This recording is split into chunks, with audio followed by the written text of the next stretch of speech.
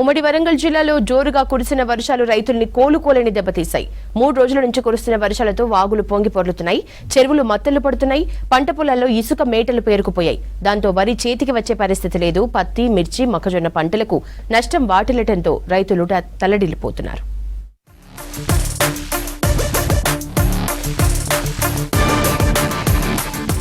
మూడు రోజుల నుంచి నాన్ స్టాప్ గా కురుస్తున్న వర్షాలకు ఉమ్మడి వరంగల్ జిల్లాలో పంట పొలాల్లోకి వరద నీరు చేరింది. వరద ఉధృతికి వరి పంట కొట్టుకుపోగా మరి కొన్ని చోట్ల ఇసుక మేటలు పెట్టాయి. పత్తి చేలల్లో నీరు నిలిచి ఎర్రబారిపోతుందని రైతులు లబోదిబోమంటున్నారు. భారీగా కురిసిన వర్షాల కారణంగా పంటలు కొట్టుకుపోగా పత్తి, వరి, మొక్కజొన్న, కంది పంటలు వేలాది ఎకరాల్లో నీట మునిగి దెబ్బతిన్నాయి.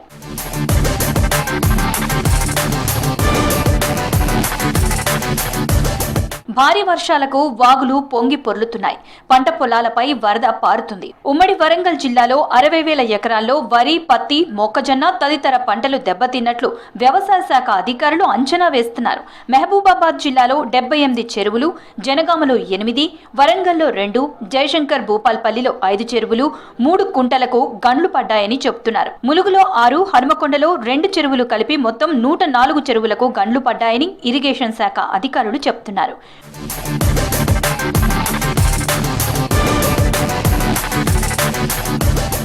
వరదల బీభత్సానికి రాకపోకలకు అంతరాయం ఏర్పడింది. వర్షాల కారణంగా జనజీవనం స్తంభించింది. అప్పులు తెచ్చి సాగు చేస్తే వర్షాలు తమను నిండా ముంచాయని రైతులు కన్నీరు మున్నీరవుతున్నారు. కేంద్ర ప్రభుత్వం అమలు చేస్తున్నటువంటి ఫసల్ బీమాను మిర్చికి కానీ, పసుపు కానీ, పత్తికి కానీ, మక్కకు కానీ వెంటనే అమలు చేసి ఎకరాన 50,000 రూపాయలు నష్టపరిహారం చెల్లించాలి.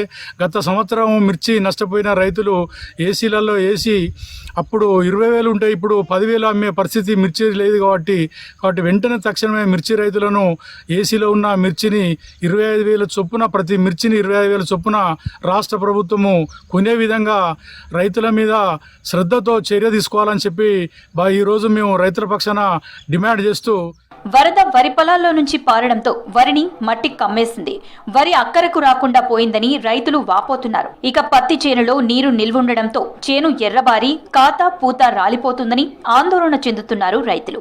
మొత్తం ఉరిగిపోయి మొత్తం నల్లబడ్డాయి.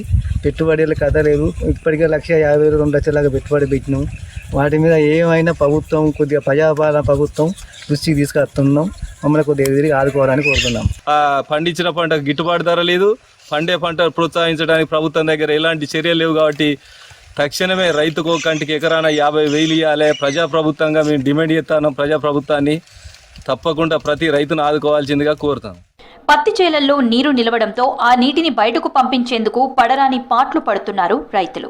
పత్తి చేలల్లో నీరు నిలిచి ఉంటే వేళ్లు కుళ్లిపోయి మొక్కలు చనిపోతాయని రైతులు ఆందోళన చెందుతున్నారు.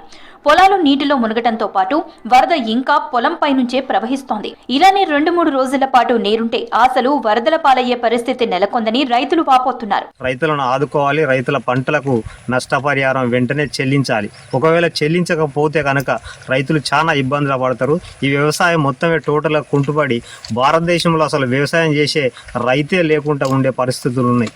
దాన్ని గమనించి వెంటనే ప్రభుత్వం దీన్ని దృష్టిలో తీసుకొని ఈ నష్టపరిహారం వెంటనే చెల్లించడం కోసం సర్వ విధాల ప్రయత్నం చేయాలి.